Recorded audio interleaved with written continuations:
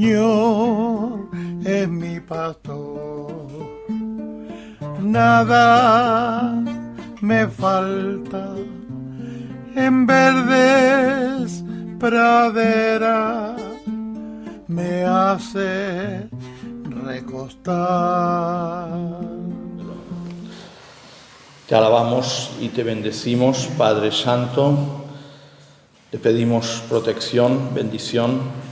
Te pido sabiduría para que pueda hablar bien y como se merece tu hija predilecta, María, Madre de tu Hijo Jesucristo, esposa del Espíritu Santo. Te pido por los que van a ver este video para que me des palabras de edificación y de amor a la Virgen María. Por los que están en este retiro, pedimos también por este mundo apartado de la Virgen, para que entremos todos en penitencia y oración. Gloria al Padre, al Hijo y al Espíritu Santo, como era en el principio, ahora y siempre, por los siglos de los siglos. Amén. Bien, voy a hablar un poco de algunas apariciones aprobadas por la Iglesia, algunos mensajes de la Virgen, sabiendo que el mensaje principal es la palabra de Dios, por supuesto.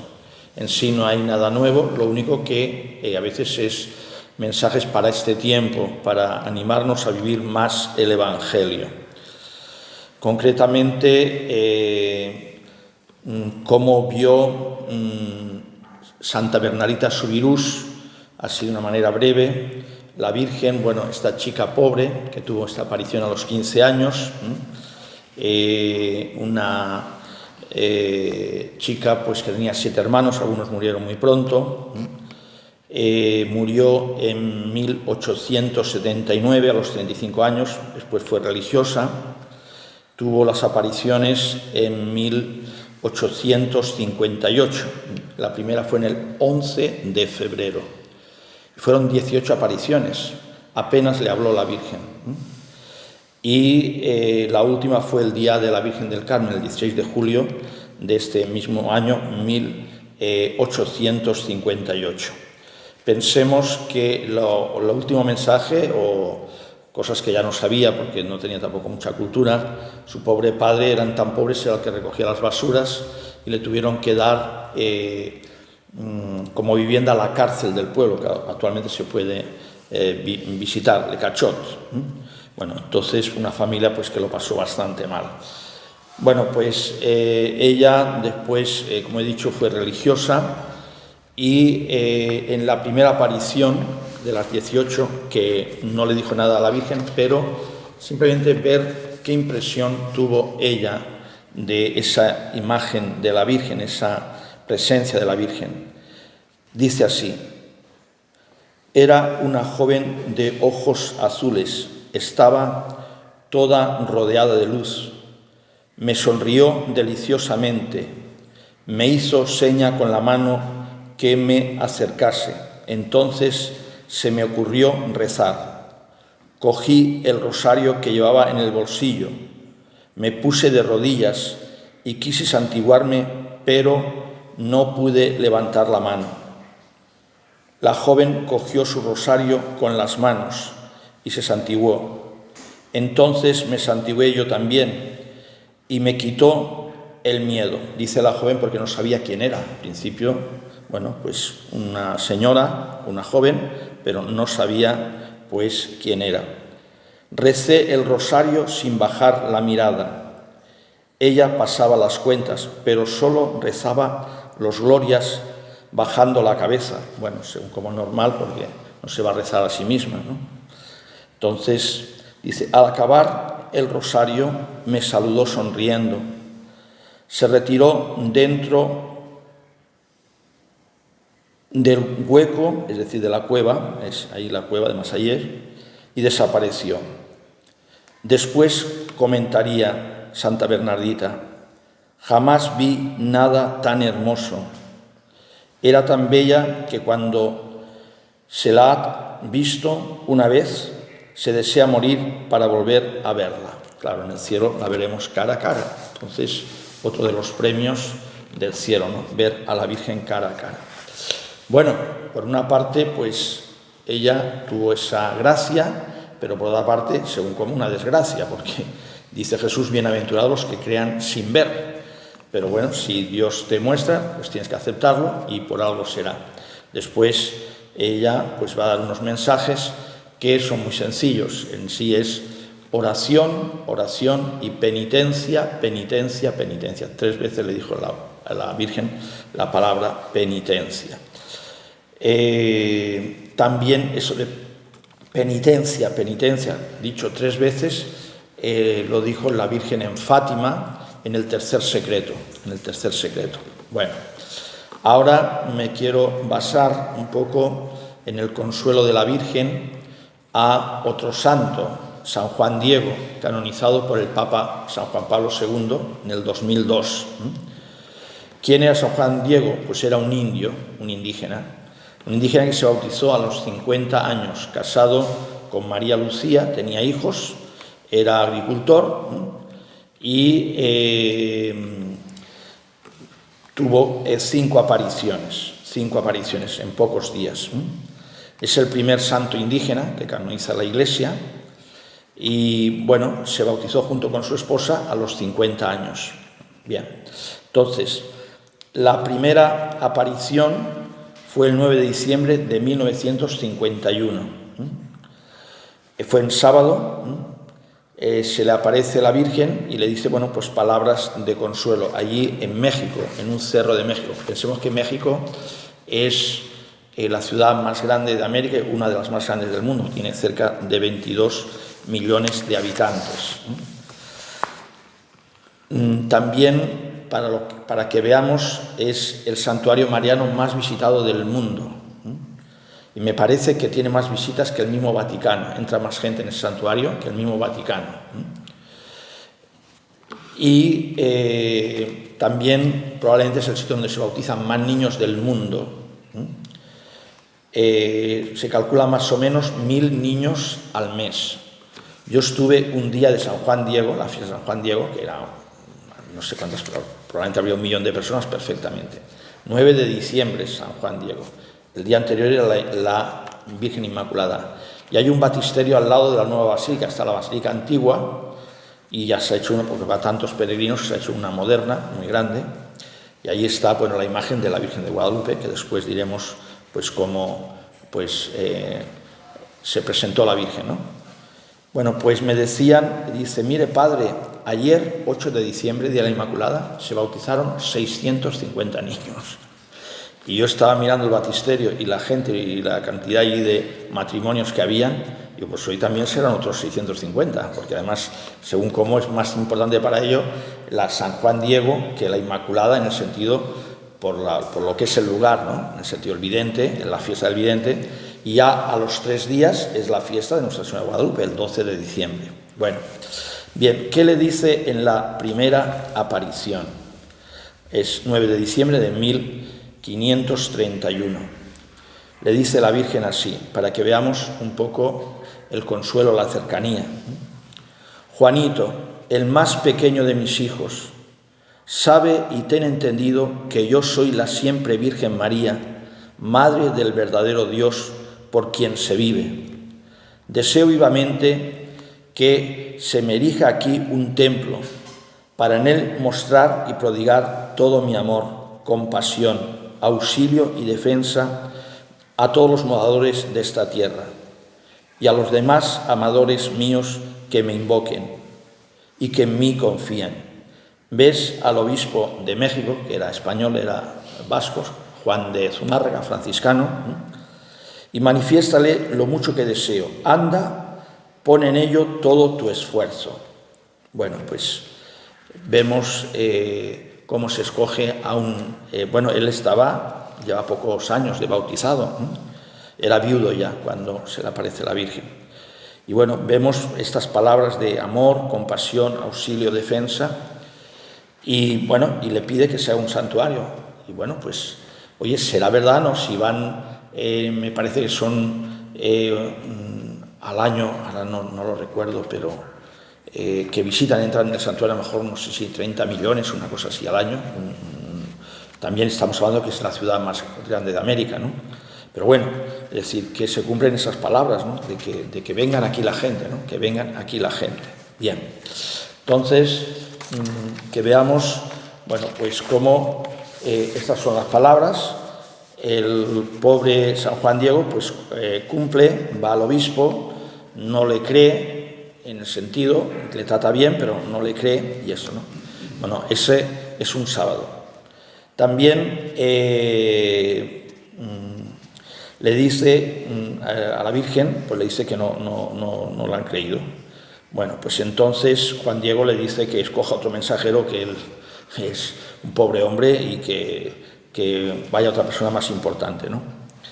Después ya el domingo, pues el obispo le dice que quiere una señal, y entonces, bueno, pues si le da una señal, porque claro, a lo mejor también era un pobre hombre, y dice, mejor yo que sé, pues es una alucinación de él, o lo que sea, ¿no? Bien, allí le dice San Juan Diego, segunda aparición, el sábado: Señora, la más pequeña de mis hijas, así la trata el indiecito, bueno, ya era mayor, a la Virgen, la más pequeña de mis hijas, mi niña, expuse tu mensaje al obispo, pero pareció que no lo tuvo por cierto, por lo cual te ruego que le encargues a alguno de los principales de aquí que lleve tu mensaje para que le crea, porque yo soy solo un pobre hombrecillo. Ella le responde: mucho te ruego, hijo mío, el más pequeño, que otra vez vayas mañana a ver al obispo y le digas que yo en persona, la siempre Virgen Santa María, Madre de Dios, soy quien te envío. Bueno, pues ahí insiste la Virgen, y al domingo, pues Juan Diego no volvió. Volvió también porque su tío Juan Bernardino estaba muy enfermo y iba a buscar un sacerdote. Y también, bueno, pues quiso dar un rodeo, y si antes se me ha aparecido por esta parte del cerro, voy por la otra parte, ¿no? Pero bueno, pues la Virgen se le apareció, ¿no? Se le apareció. Bueno, entonces le dio el mismo, pues, encargo, el mismo encargo.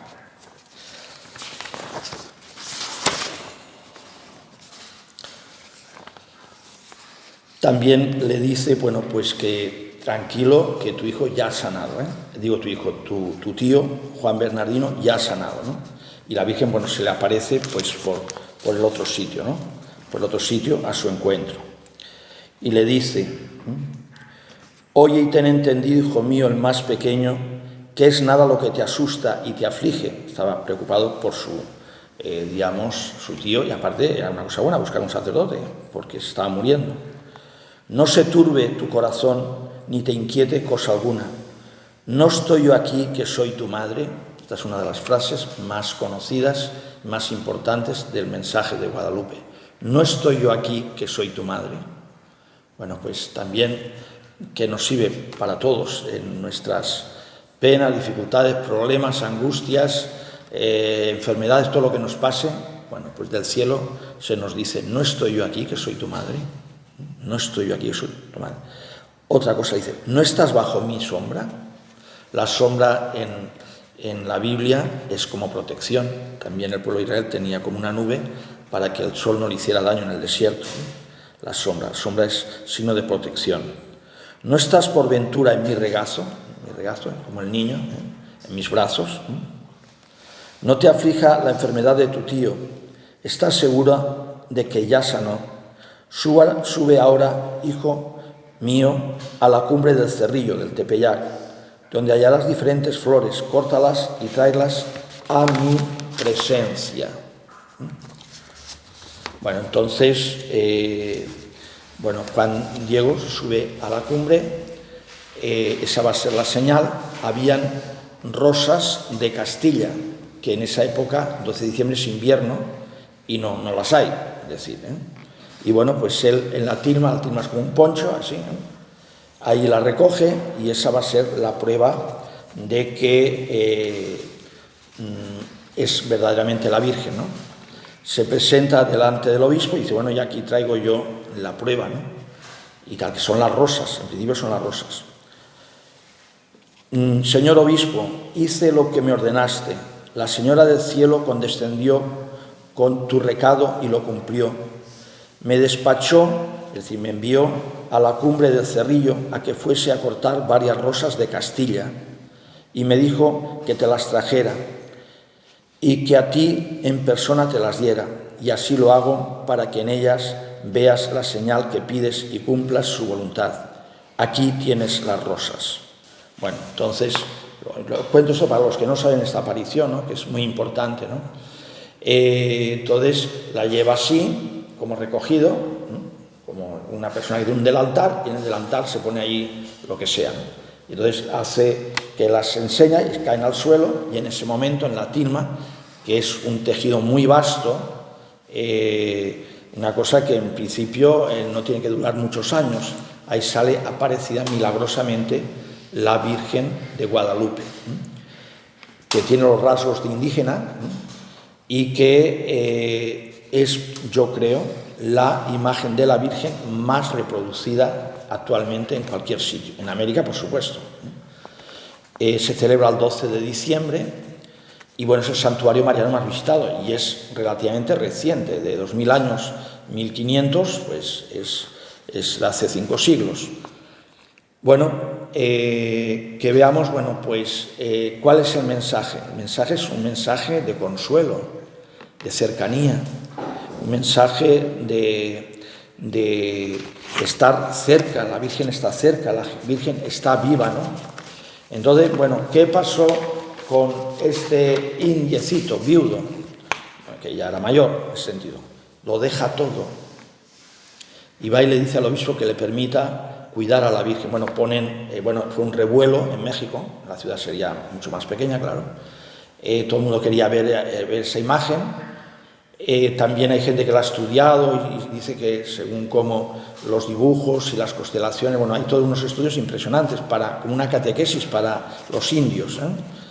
Entonces le construyen la iglesia, por supuesto, pequeñita, y él una casita al lado para cuidar. ¿Qué hace? Bueno, oración, el hombre, penitencia, limpiar la casita y acoger a los peregrinos, los pocos peregrinos que habían al principio, ¿no? En ese sentido. Entonces, una vida totalmente entregada a Dios. San Juan Diego no es santo porque se le apareció a la Virgen, como Bernardita, sino es santo porque después, y antes a lo mejor, pues era un hombre de mucha virtud, por eso, ¿no? Por eso era santo, ¿no? Decía, allí en Chile, yo tenía el rector del santuario, estaba confesando en un santuario de Nuestra Señora del Carmen en Maipú, dentro de la ciudad de Santiago de Chile. El rector se llama Padre Carlos Cox, y entonces era muy devoto de la Virgen de Guadalupe. Bueno, en ese santuario de Maipú de la Virgen del Carmen han venido 2 papas, que ya es mucho.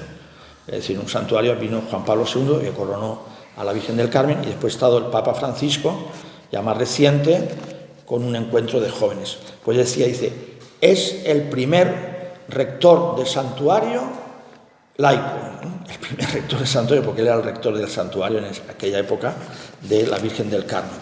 Bueno, pues entonces él limpia la capilla, la coge, dedica mucho tiempo a la oración, contemplación, la penitencia, usa cilicio, se disciplinaba, comulgaba frecuentemente, se confesaba frecuentemente. Bueno, pues para que veamos los frutos de la Virgen, ¿no? El encontrarse con la Virgen. Oye, pues a mí no se me ha parecido, bueno, pues mejor, pero al menos te vale, digamos, este testimonio, ¿no? Testimonio de una persona que le ha cambiado la vida, ¿no? Y bueno, eres bienaventurado porque no se te ha parecido, bienaventurados los que sin ver creen, ¿no? Y vemos pues los frutos, ¿no? Los frutos de ese santuario. Allí, bueno, después la historia, son 500 años, ha habido incendios, han intentado los masones, me parece que fueron los masones, ponerle bombas, porque era una prueba, es un milagro. Entonces, y además, eso ya tendría que estar corrompido, destruido, porque es un material, digamos, malo. También en los ojos, han hecho un estudio en los ojos y se ve, pues cuando, como si fuera una fotografía, en el momento que le enseña las rosas, se ve como un obispo y coincide la cara de Juan de Zumárraga, que era el obispo de aquel momento, con un cuadro, porque él hizo un hospital y ahí le pintaron un cuadro. Bueno, hay muchas cosas, muchos milagros que es para estudiarlo y también para dar gloria a Dios, ¿no? Para dar gloria a Dios.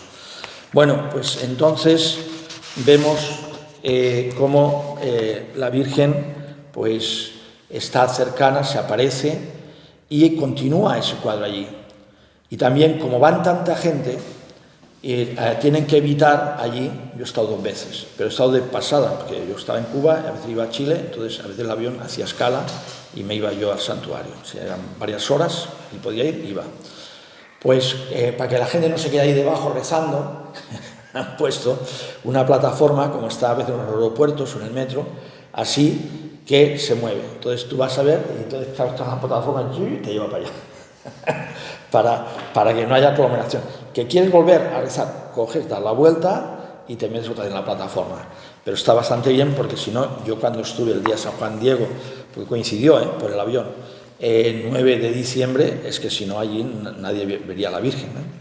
Y bueno, pues una maravilla, ¿no? Una maravilla, viendo pues esta aparición. Y después ya tenemos, bueno, pues como he dicho,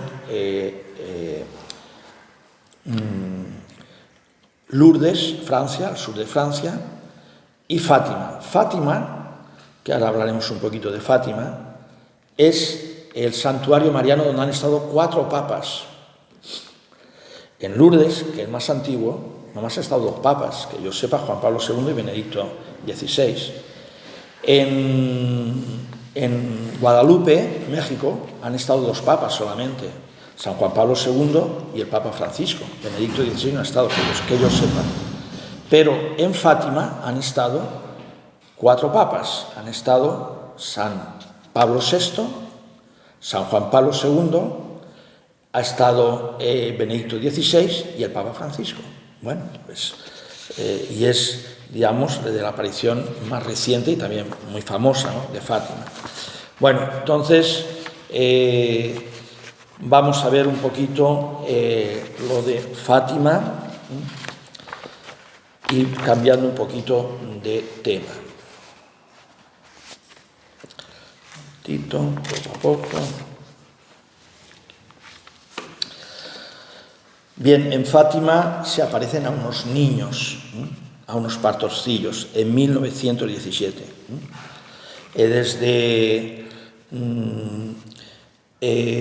También se revelan unos secretos en 1917. La primera aparición, si no recuerdo mal, fue el 13 de mayo y después la última ya no me acuerdo cuándo fue. Pero bueno, en un momento dado, bueno, de esos niños, 2 murieron enseguida. 2 murieron enseguida, 2 hermanos que ya son santos. Son los santos de menor edad que tiene la Iglesia Católica. Antes no sé si era Santo Domingo Sabio, pero uno es San Francisco Marto y su hermana Santa Jacinta Marto. 9 años tenía Francisco, 7 años tenía pues Jacinta. Francisco muere a los 11 años y Jacinta muere a los 10 años. Bueno, a ellos en esos secretos, en el primer secreto, se les muestra el infierno. Se les muestra el infierno. Entonces, por una parte vemos la Virgen tan tierna y por otra parte una cosa tremenda, una cosa tremenda. También, como he dicho antes, se les pide penitencia, penitencia. Voy a leer lo que cuenta Lucía, que vivió, pues hizo carmelita descalza, murió a más de 90 años y también está en proceso pues, de beatificación, pero bueno, los primos suyos, estos ya están canonizados. Bueno, entonces dice Lucía, dice así: vimos un mar de fuego y sumergidos en este fuego los demonios y las almas, como si fuesen brasas transparentes y negras o bronceadas, con forma humana, que flotaban en aquel incendio, sostenidas por las llamas que salían del mismo con nubes de humo, cayendo en todas partes como caen las chispas en los grandes incendios, sin peso ni concierto, entre gritos y gemidos de desesperación, que horrorizaban y hacían temblar de dolor y espanto.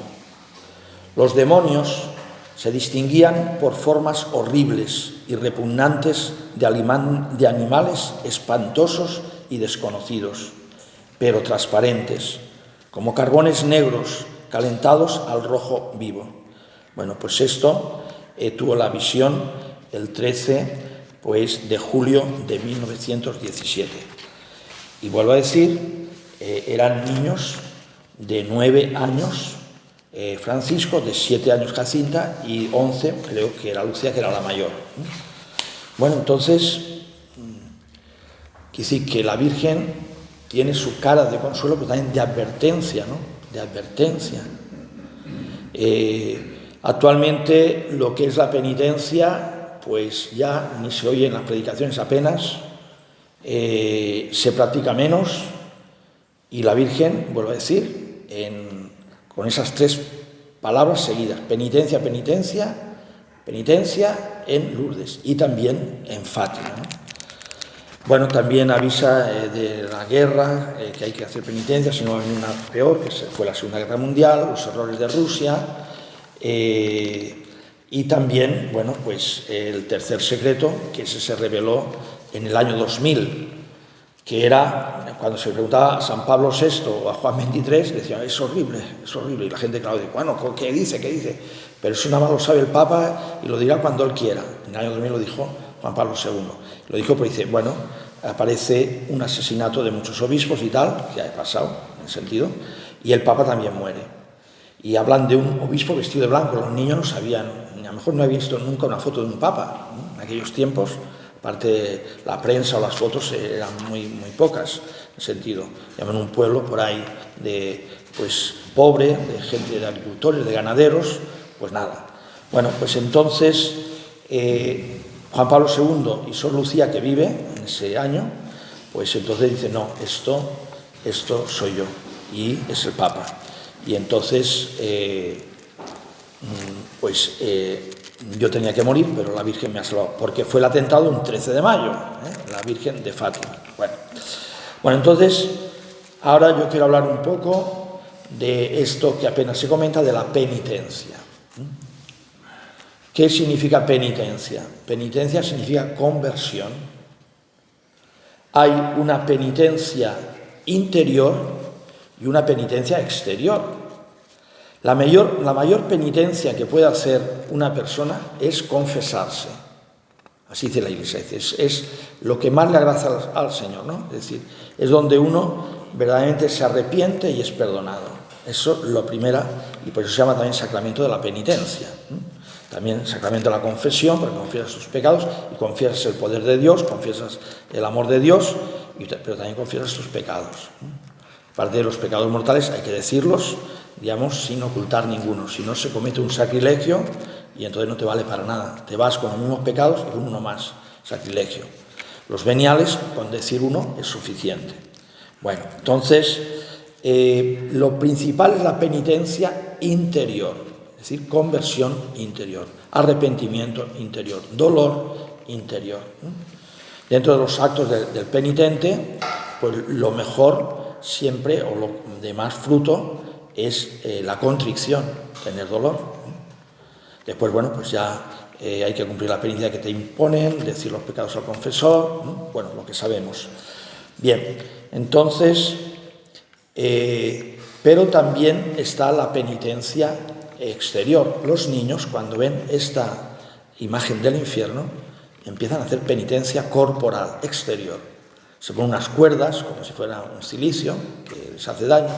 Algunos dan la comida a algún pobre, o a veces a las ovejitas, es decir, porque no sabían a qué darle la comida, ayunan, es decir, y tienen, bueno, pues un santo temor y rezan por los pecadores, porque es lo que pide la Virgen, ¿no? Bueno, entonces, la penitencia tiene 3 efectos. 1, satisfacer, pues mis pecados, en el sentido que se perdonen los pecados o reparar el mal que yo he hecho, ¿no? También vencerse a sí mismo. Dice un prefacio de Cuaresma que el ayuno corporal, el ayuno, refrena nuestras pasiones. También si uno pues contradice a su cuerpo, entonces cuando se han negado mucho y se ha privado de gustos por hacer penitencia, y ha pasado algo de sufrimiento, cuando le viene una tentación, digamos, pues es mucho más fuerte. También una persona, o pongamos un niño, que se le da todos los caprichos que pide, entonces siempre se estará quejando. Y nunca sabrá decir no a su cuerpo. Viene una tentación pecaminosa, no le dirá nunca, bueno, un niño y un adulto, nunca le dirá, digamos, bueno, pues le costará mucho más pues pasar la tentación, o no la pasará, caerá en el pecado. En cambio, el que ha mortificado su cuerpo, pues verdaderamente lo domina, refrena nuestras pasiones, que dice el prefacio, ¿no? Bueno, entonces, vencerse a sí mismo. Dice, y estoy ahora citando un poco lo que dice San Ignacio en el libro de los ejercicios espirituales. Los ejercicios espirituales de San Ignacio, que son un mes, aunque también él habla de hacerlo en menos días, es la experiencia espiritual más recomendada por la Iglesia Católica, por los papas. Ya se escribieron hace ya casi 500 años, pues es la experiencia más recomendada. Entonces, en el punto, pues está numerado 82, hay una adición, son adiciones, ¿no?, que para vivir mejor los ejercicios espirituales. Entonces, en la 10ª adición se habla de la penitencia. Bien, pues él dice que hay, bueno, los efectos, estamos con los efectos. El primer efecto, pues satisfacer nuestros pecados, ¿no? Se nos borran al menos los pecados veniales. Si yo me confieso, los mortales. Bien. Vencerse a sí mismo, es decir, que los sentidos obedezcan, dice San Ignacio, a la razón, y el instinto esté más sujeto a las facultades superiores de la persona. El instinto, muchas veces hacemos por instinto, a lo que es la razón, la voluntad, ¿no? Bueno, al entendimiento. Tercero, para buscar o hallar alguna gracia que la persona desea. También, bueno, pues yo quiero que el Señor me conceda liberarme de este pecado. Bueno, pues el Señor te dará una gracia. ¿Cómo te da esa gracia? Muchas veces por la penitencia, también por la oración. Pero ahora estamos hablando de la penitencia, de lo que menos se habla. Entonces, te dará una interna contrición, te hará mejor llorar tus pecados.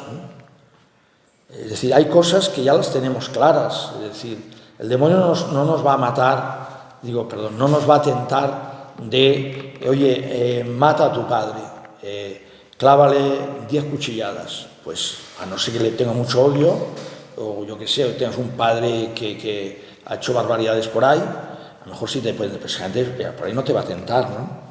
Pero sí que te va a tentar, pues yo que sé, de pereza, de actos impuros, de soberbia, ¿no? Y siempre trabaja con la imaginación, o de no perdonar, ¿no? Entonces uno tiene el cliché, sí, porque este me hizo eso, porque me hizo eso, porque me hizo eso, pues sí, pues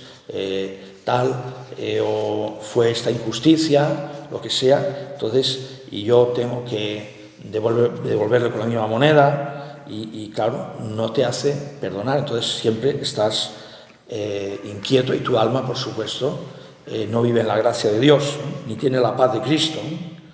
Bueno, entonces te hace también ver la penitencia, lo que el Señor sufrió. Digamos, Él hizo penitencia, fue al desierto, pero no lo necesitaba, no tenía pecados, fue por ti.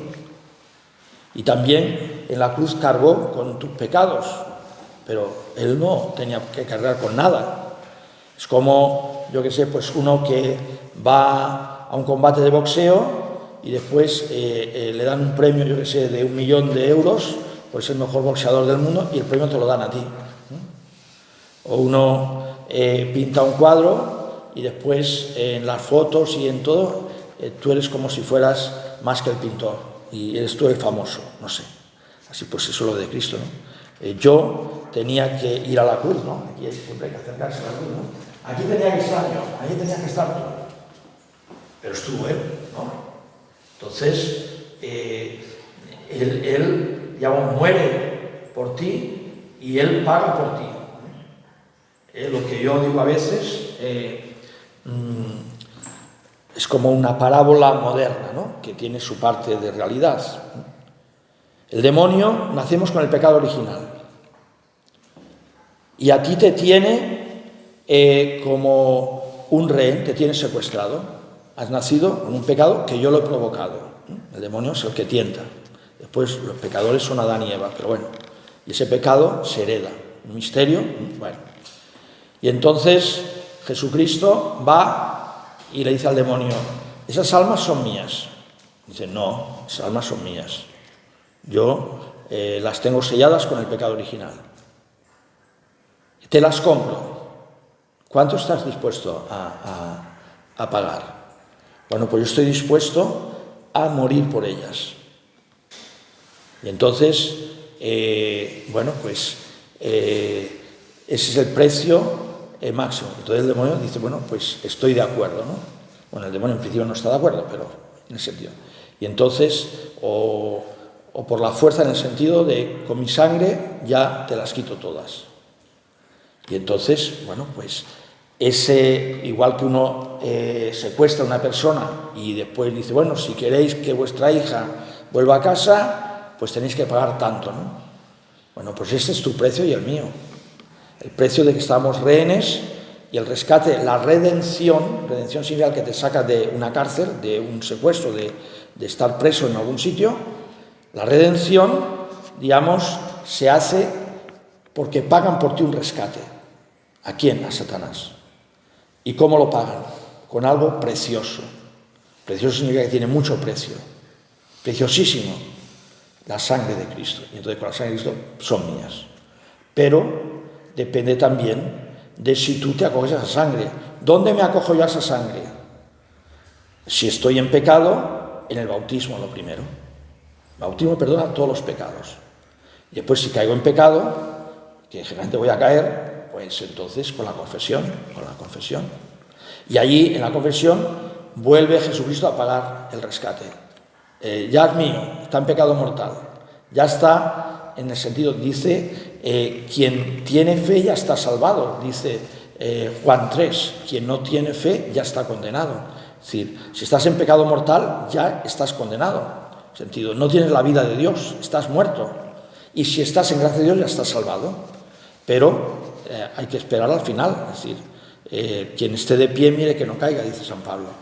Entonces, bueno, Jesucristo en cada confesión te rescata con su sangre, te lava los pecados con su sangre. Y en todos los sacramentos se hace presente, dice el concilio, el misterio pascual. ¿Qué es el misterio pascual? El paso de Jesucristo de la cruz a la resurrección. El misterio pascual hace presente la cruz y la resurrección de Cristo. El paso de la muerte a la vida. Bueno, pues lo mismo. Llego muerto a la confesión, su sangre me lava.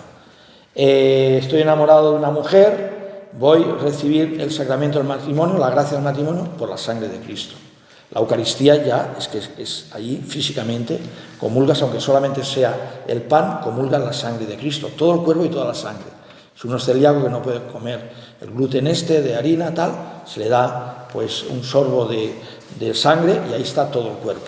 Bueno, entonces la penitencia pues me hace, digamos, expiar los pecados y también alcanzar alguna gracia. Es decir, una persona hace una penitencia para que éste se convierta, para que éste encuentre un trabajo. Es decir, bueno, igual que la oración. Pío XII tiene una encíclica que es Mystici Corporis, el cuerpo místico.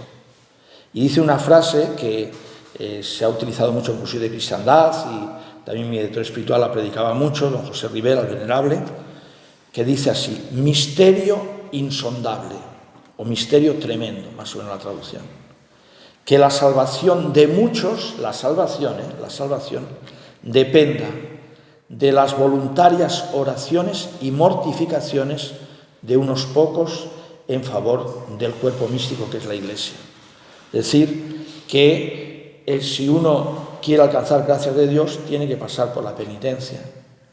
Otro ejemplo que lo dice San Juan XXIII en una encíclica para sacerdotes, pero lo pueden leer los laicos, Sacerdoti Nostra Primordia. Es una encíclica que habla del cura de Ars y cuenta una anécdota del cura de Ars. El cura de Ars era muy penitente, es decir, ayunaba muchísimo, se disciplinaba, usaba cilicios, muy penitente en esto. Y entonces vino un compañero de un pueblo cerca y le dijo: oye, en mi pueblo yo predico lo mismo que tú y digo la misma misa que tú y confieso, pero en tu pueblo la gente se convierte, vienen a confesar de toda Francia, incluso de otros países, ¿no? Un pueblo perdido. Yo estaba en Ars, todavía continúa, es un pueblo pequeño, ¿no? Y ahí se convierte mucha gente, y yo, en mi pueblo, se convierte muy poca gente. Y le dice el cura de Ars: bueno, pero tú duermes en duro, tú te disciplinas, tú ayunas, tú haces oración, yo qué sé, pues más tiempo, lo que sea. Como diciendo, si no lo haces, entonces no va a haber conversiones. Por eso, siempre la Virgen está pensando en lo que es ofendido su Hijo, y también en Fátima el corazón inmaculado de María, ¿no? Y también la comunión reparadora de los sábados. Bueno, hay muchas devociones, ¿no? No se pueden hacer todas, pero bueno.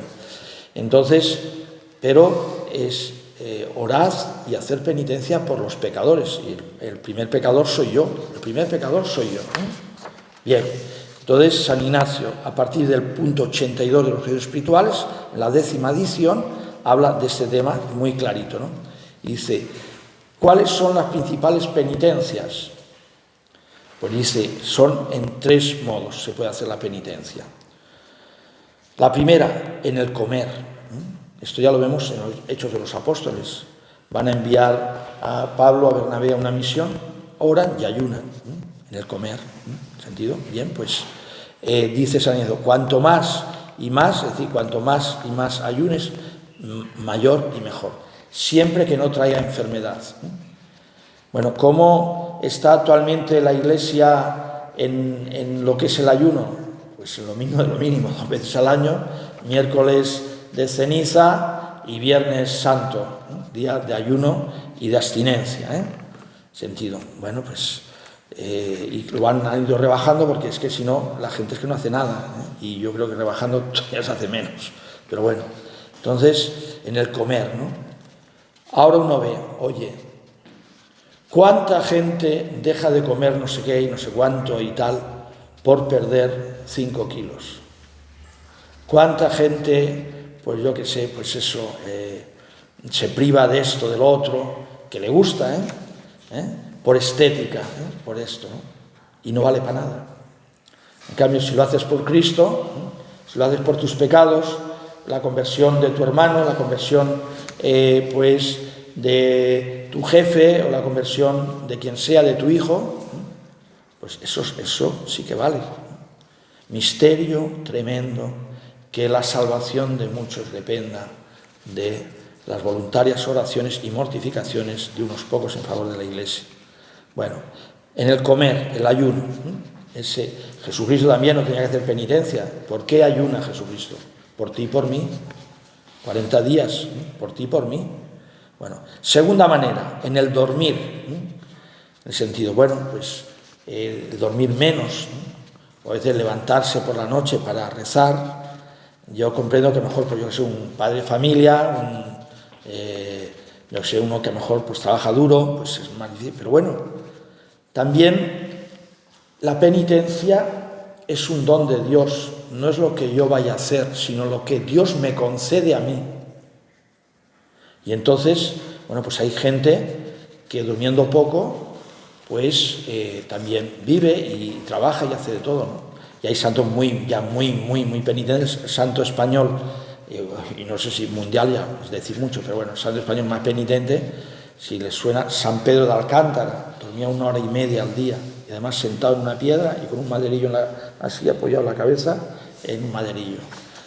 Pueden ir a Ávila, es un pueblo que se llama Arenas de San Pedro, ahí está, digamos, donde vivió el monasterio franciscano, ¿no? Amigo de Santa Teresa. Bueno, el dormir. Yo pensaba una cosa sobre esto del dormir. Hubo un programa en la radio de un periodista muy famoso, que los que son un poquito más mayores lo conocen, que se llama José María García, comentarista deportivo, un poco polémico, y bueno, se enteraba de muchas cosas que no se enteraba nadie, ¿eh? Dice que pagaba a camareros de restaurantes famosos de Madrid, dice, oye, cuando esté comiendo el presidente del Real Madrid, avísame. Decía, en este momento está comiendo el presidente del Real Madrid, se ha juntado con el jugador tal, no sé cuándo, seguro que va a haber un fichaje. Yo lo sabía todo. Bueno, el programa de él era a las 12 de la noche, a las 12 de la noche, y lo escuchaba muchísima gente. Tenía tanto gancho ese periodista que la gente no dormía hasta pasado el programa. Bueno, pues, y después iba a trabajar, no era gente parada. Bueno, entonces uno piensa, oye, pues si Dios te da esa gracia, eso le dio la gracia de escuchar al periodista, de hacer vigilia por la noche, o de levantarte antes, no sé. Oye, pues prueba. Mi director espiritual decía, prueba, la penitencia es probar. A lo mejor Dios te lo concede, a lo mejor no te lo concede, ¿no? Pero bueno, vemos muchos santos, por eso que han dormido poco, o esto, ¿no? También vuelve a decir, cuanto más y más, mejor. Dice, siempre que no debilite, dice, el cuerpo, ¿no? Y que no traiga enfermedad, eso lo dice siempre San Ignacio, ¿no? Entonces, primera en el comer, ayunar, en el dormir, y la tercera dice, bueno, en castigar la carne. Entonces, bueno, pues todos sabemos que ahora tampoco eso está ya obsoleto, pues no sé, pues santos que se disciplinaban, con el cura de Ars, por ejemplo, y también santos, por ejemplo, como San José María Escrivá de Balaguer, se disciplinaba. Y yo no sé si cuando él estuvo en la Guerra Civil en la Embajada de Honduras, yo he leído que él a veces se disciplinaba y dije, oiga, pero es que la gente se está enterando de que se está disciplinando usted aquí. Esto lo he leído y yo no recuerdo bien. Y entonces él respondía, bueno, es que yo he pecado públicamente, entonces tengo que hacer penitencia pública. Y en la vida de San Luis, rey de Francia, un santo de eso, él se disciplinaba públicamente. El rey, según cómo se rebajaba, es decir, la autoridad que tenía, la dignidad de rey y el honor de rey, después hay, mira, un rey que está haciendo penitencia pública. Bueno, entonces, bueno, también, pues, los cilicios con un cinturón, que tienen unos pinchos, pues te hace daño. Los niños de Fátima, se ponen unas cuerdas bastas que les hacían daño, ¿no? En el sentido, a su manera, ¿no? Entonces, bueno, pues, todas estas cosas que uno puede pasar más frío, más calor, sin que entre en enfermedad, ¿eh? Uno ya sabe mejor su cuerpo, ¿no? Uno puede pasar más sed, ¿no? O también hay penitencias a veces pequeñas, pero me gusta tomarme ahora una copita de vino. Bueno, pues voy a esperar 5 minutos. Me gusta subir en el ascensor, que estábamos hablando. Voy a subir por la escalera, el sentido. Yo qué sé, tantas cosas que uno puede ofrecerlas al Señor, ¿no? Al Señor. Me gusta de postre esto. Bueno, pues en una semana no voy a comer ese postre. No sé, es decir, cada uno, el Espíritu Santo te da inteligencia, como a esos niños, y bueno, pues hay que hacer penitencia, le he dicho a la Virgen, cada una cuerda, lo que sea. Así, pues ahora me hace a mí, yo que sé, un dolor aquí en la cintura, lo que sea. Bueno, pues cada cosa, ¿no? Vemos en el Antiguo Testamento vestirse de sayal, ¿no? San Francisco, que era de familia rica y su padre era comerciante de telas, pues ya su padre, que pensaba en él para que siguiera el negocio, además iba a un negocio muy bueno, era rico, Pedro Bernardone, se llamaba el padre, y entonces, bueno, pues nada, vamos a ir al obispo, tú tienes la cabeza llena de pájaros, y el obispo ya verás cómo te va a decir que tienes que obedecer a tu padre y que tienes que continuar el negocio, y se acabó. Y van al obispo. Entonces San Francisco, bueno, pues yo creo que Dios me llama a la oración, me llama a la penitencia, me llama pues a servirle, a predicar, a lo que sea. Y dice, no, tiene que ser así. Y el obispo al final dice, para un poco, dice, bueno, pues mira, vale, es verdad que Dios quiere ese camino, o es una cosa buena, lo que tú no es para emborracharte, ni para cantar por ahí por las calles, como decía antes, que era como un juglar, le gustaba mucho la juerga. Bueno, pues, pero al menos devuélvele todo lo de tu padre, ya que él lo reclama. Pero dice, bueno, devuélveme, como le digo, ya estaba harto el padre, devuélveme todo lo que yo te he dado. Y como estaba vestido, y los vestidos eran de la tienda de su padre, entonces se coge, se quita los vestidos y se va desnudo. Así cuenta la historia, ¿no? ¿Y qué se pone? Un saco. Un saco. Pues los franciscanos van de ese color de saco, es decir, que se llama en el Antiguo Testamento de sayal.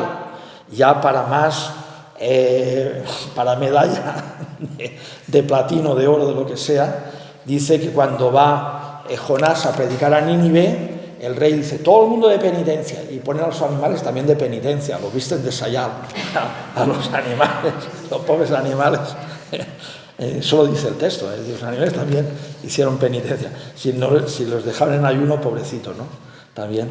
Bueno, bien, entonces, dice que la Virgen no son todo florecillas, no son todo, pues, consuelos y voy a esta fiesta de la Virgen y a esta procesión, que está bien, yo no digo que no.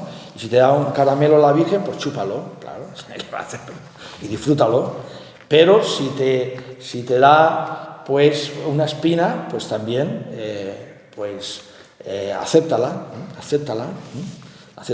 Y también que pedirle la gracia. Todo esto es un regalo. Esto no es algo que yo hago y bueno, y además, mira, Señor, te he hecho. Jesucristo fustiga. Yo no soy como este, yo ayuno tantas veces, yo pago el diezmo, los fariseos, ¿se acordáis de la oración esa? Y el otro, el publicano, que era un pecador público, que trabajaba para Roma, era un vendido a los romanos. Soy un pecador, ten piedad de mí, Señor, se da golpes de pecho y tal. Dice, este ha salido justificado. Y el otro que decía, yo pago el diezmo, yo ayuno, no sé cuánto, nada. Bueno, entonces es un don de Dios, ¿no?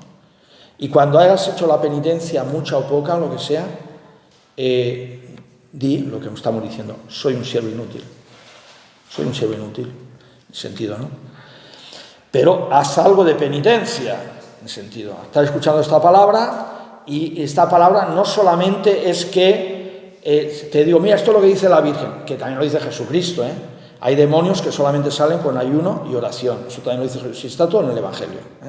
Bueno, entonces, no solamente digamos eso, sino que el Señor te quiere dar este espíritu penitencial y te quiere hacer ver los pecados. Cuanto más ve uno que es pecador, más le lleva a tener un dolor, a reparar, digamos, esa ofensa a Dios, Y se lleva, dice el catecismo, pues también al dolor físico, te lleva también al dolor físico. Entonces es un don del Espíritu Santo, ¿no? Pero al menos también hay que predicarlo, porque por la predicación viene la fe, y con la fe ves las cosas claras, y entonces cuando ves las cosas claras, pues ya cambias de actitud. Claro, no es lo mismo una madre de familia que, yo qué sé, pues que un novicio franciscano que tiene 22 años, no es lo mismo. Entonces cada uno verá, y esto es un poco, pues, lo que nos pide la Virgen, que está, pues, súper olvidado. Este mensaje tiene telarañas por todos los sitios, nadie lo toca y nadie entra, pero bueno, bendita la que escucha estas palabras y las pone en práctica. Sentido. Yo no digo mucho ni poco, sino lo que el Espíritu Santo te lleve, lo que el Espíritu Santo. Generalmente, y empezando por mí, apenas nada de penitencia, pero bueno, al menos le pido al Señor que me conceda, ¿no? Ya acabo esta charla diciendo que la Iglesia, que es madre y maestra, ha escrito mucho de la Virgen. Bueno, estoy hablando sobre todo de los papas y los obispos también, por supuesto, pero los papas, que tienen más autoridad y son pastores de la Iglesia Universal, pues voy a leer cosas. Y sobre todo a partir del siglo, finales del siglo XIX, han escrito muchísimo sobre la Virgen. Por ejemplo, Pío IX, en 1856, pues hace la carta apostólica Ineffabilis Deus, para proclamar el dogma de la Inmaculada Concepción. Primero habla el Papa y después aparece la Virgen en Lourdes diciendo: yo soy la Inmaculada Concepción, que ella no tenía ni idea de lo que era la Inmaculada. Bernardita no tenía ni idea del sentido. Bueno, entonces ya. Pero después León XIII hace muchas encíclicas sobre el rosario y sobre la Virgen, unas 13 encíclicas, 8 sobre el rosario. La más famosa, Octobri Mense, 1891. San Pío X escribe una encíclica, Ad Diem Illum, 1904. Pío XI escribe también otra encíclica, y más escritos, pero bueno, leo las más importantes. En 1937, In graves centibus malis. Bueno, pues 1900, sobre el Santo Rosario. Pío XII tiene una encíclica, Dei Pare Virginis Mariae, 1946, sobre la Asunción de la Virgen María. Él fue el que proclamó el dogma, el 1 de noviembre de 1950, proclamó en Roma pues el dogma de la Asunción de la Virgen María en cuerpo y alma a los cielos. Otra encíclica, Ingruentium Malorum, 1951, sobre la Inmaculada Concepción. Otra encíclica, Caelis, escribe Caeli Reginam, 1954, sobre la realeza de María. Creo que es el que pone la Virgen, la fiesta el 22 de agosto de María Reina, que si dan cuenta, desde la Asunción a María Reina es como una octava, pasan 8 días, la fiesta de la octava. San Pablo VI tiene una encíclica, Christi Matri, muy poco conocida, en el año 1966. Una exhortación apostólica, Signum Magnum, 1967. Otra más conocida, exhortación apostólica, Marialis Cultus, 1974, sobre el culto, como tiene que ser el verdadero culto a María. El Concilio Vaticano II, en Lumen Gentium, Constitución Lumen Gentium, a partir del número 52, habla muchísimo de la Virgen, 1965. Y ya, mucho más reciente, pues tenemos aquí el Catecismo de la Iglesia Católica, 1992, sobre todo a partir del punto 484 hasta el 511, bueno, uno va leyendo y ya habla mucho de la Virgen. Y otro punto, 963, va leyendo hasta 975, habla también mucho de la Virgen. Catecismo de la Iglesia Católica, que lo tiene que tener todo el mundo. Sentido ahí, con eso y la Biblia, vamos bien seguros. San Juan Pablo II, el Papa de la Virgen, Totus Tuus, que decíamos, una encíclica Redentoris Mater, 1987, la Madre del Redentor. La Virgen María es la vida de la Iglesia. Y después tiene una carta apostólica sobre el rosario y pone los nuevos misterios, los misterios luminosos. Porque claro, él ve, dice, bueno, aquí tenemos los misterios de gozo cuando nace Jesús. Tenemos los de pasión, los de dolor cuando muere Jesús. Y después ya los gloriosos. Y la vida de la predicación y los milagros y todo esto, que, bueno, pues pone los luminosos, ¿no? Entonces, donde lo pones, carta apostólica, Rosarium Virgine Mariae, año 2002, sobre el Santo Rosario. Bueno, pues ya vemos que doctrina hay toda la que queramos, es decir, si no amamos a la Virgen es porque no nos da la gana, y claro, ¿cómo se ama a la Virgen? Hablando con ella, tratándola. Yo no puedo amar mucho a mi madre si no la voy a ver, o si vivo con ella, pues apenas le hablo, entro en casa, no la saludo, no doy un beso, me voy a mi cuarto, me pongo allí la televisión, lo que sea, y tal, y después me voy, no digo ni a dónde voy, ni nada. Entonces, pues hay que tener trato, ¿no? Y contemplación también, ¿no? contemplar. Se dice del Señor, contempladlo y quedaréis radiantes. De la Eucaristía lo mismo. Pues también la Virgen, contémplala y serás más puro, contemplará, serás más devoto, contémplala, te llenarás más del Espíritu Santo, contémplala y serás más humilde, tendrás más rechazo a la soberbia y te costará menos la humildad. Contemplando. La contemplación transforma. Es como el sol. Tú te pones al sol, ¿qué haces? Nada. Contempla, bueno, no mires porque te ciegas, pero ¿qué haces? Dejas que los rayos del sol te pongan moreno. Entonces tú en la contemplación de María, entonces viendo a María, entonces ella ya actúa, Dios actúa en ella y ya te va poniendo moreno del Espíritu Santo, te va poniendo moreno. Entonces esto. Bien, pues hermanos, está la última charla, en 1 hora estará ya en Japón. Con estos medios lo colgamos enseguida, va muy rápido, y vamos otra vez a coronar a la Virgen, ¿vale? Adelante. Bien, entonces rezaremos pues la salve, que habla de María Reina, y volvemos a decir, Cristo ha venido para hacer un pueblo de reyes, de profetas y de sacerdotes. ¿Y quién es la mejor reina? Pues, y la más santa y la más buena es la Madre de Cristo, persona humana. Entonces, por eso es reina y además es madre de un rey, es la reina madre, y esto, y todo para Dios. Bueno, pues entonces vamos a coronarla otra vez, así poquito a poco, y rezaremos la salve, ¿vale? Bueno, pues, Señora, te declaramos reina porque queremos que reines en nuestros corazones y también que Cristo sea el Rey nuestro y que nos lleves a Cristo, que es el de donde se procede toda realeza. Él es el auténtico.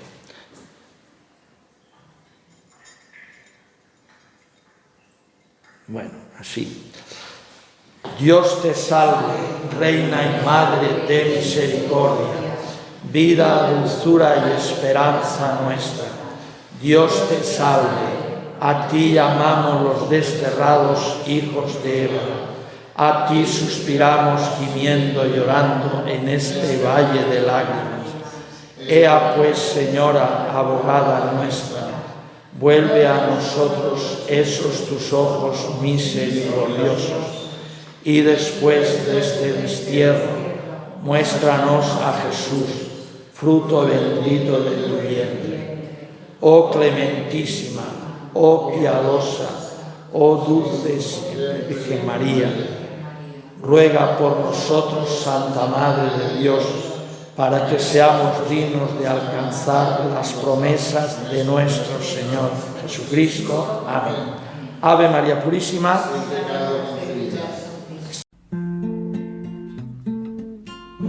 El Señor es mi pastor, nada me falta, en verdes praderas me hace recostar, me conduce hacia fuente tranquila y repara mis fuerzas, me guía por el sendero justo y por el honor de su nombre. El Señor es mi pastor, nada me falta, en verdes praderas me hace recostar. Aunque camine por cañadas oscuras, nada temo, porque tú vas conmigo, tu vara y tu cayado me sosiegan. El Señor es mi pastor, nada me falta, en verdes pradera me hace recostar. Preparas una mesa ante mí, enfrente de mis enemigos. Me unges la cabeza con perfume y mi copa rebosa. El Señor es mi pastor, nada me falta. En verde pradera me hace recostar.